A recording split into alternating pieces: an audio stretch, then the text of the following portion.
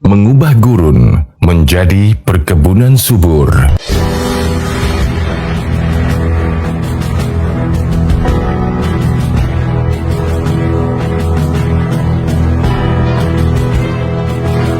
Menduduki peringkat ke-13 sebagai negara terluas di dunia. Wilayah ini didominasi oleh 95% gurun pasir. Sebuah tempat yang secara logika dianggap tidak begitu sempurna untuk bercocok tanam. Namun berkat teknologi yang ada, semua anggapan itu dapat terbantahkan. Dan inilah cara Arab Saudi menyulap gurun gersang yang luas di negaranya menjadi sebuah lahan perkebunan subur dan hijau.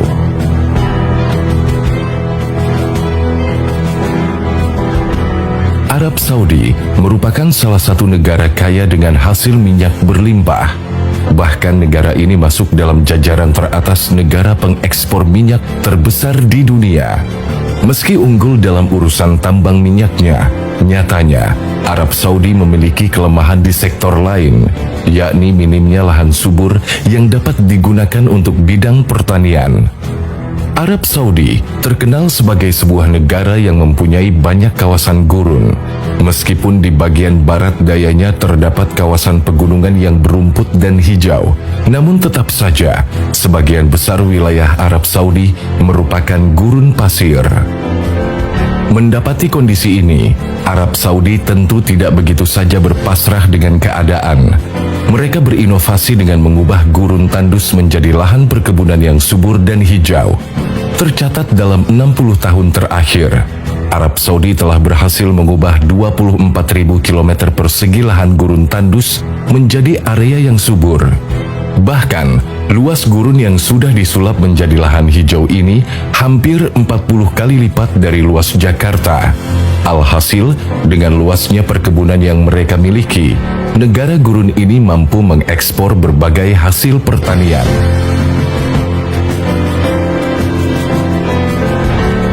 Dalam penerapannya, lahan-lahan pertanian di tengah gurun dibuat dengan membentuk sebuah lingkaran besar dengan diameter mencapai 1 km. Lingkaran hijau berjumlah ribuan ini menghasilkan pemandangan yang luar biasa di tengah gurun yang luas. Bentuk lingkaran dibuat bukan tanpa sebab dan tujuan. Lahan dibentuk seperti ini bertujuan untuk mempermudah dalam proses irigasi dan pengairan.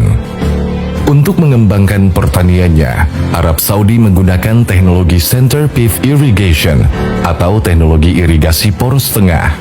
Sebuah metode irigasi tanaman di mana peralatan berputar di sekitar poros dan tanaman disiram dengan alat penyiram. Roda yang berputar di sekitar titik pusat berguna untuk mengontrol kecepatan penyemprotan air, pupuk, dan pestisida yang disesuaikan dengan kebutuhan tanaman pada lahan sehingga bisa lebih efisien. Dengan cara ini, beragam tanaman seperti gandum, jagung, kentang, dan sayuran dapat tumbuh dengan baik, bahkan di daerah gurun kering seperti di kawasan Arab sekalipun. Teknologi irigasi poros tengah ini ditemukan pertama kali pada tahun 1947. Teknologi irigasi poros tengah adalah opsi irigasi yang menguntungkan secara teknologi karena memiliki kinerja yang sangat tinggi dan presisi. Dalam perkembangan irigasi saat ini di seluruh dunia, poros tengah banyak digunakan.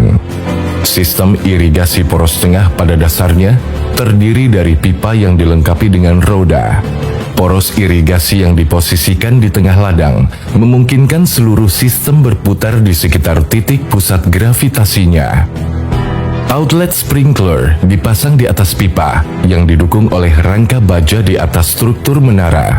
Setiap menara dipasang pada dua roda besar, biasanya berjarak sekitar 30-60 meter.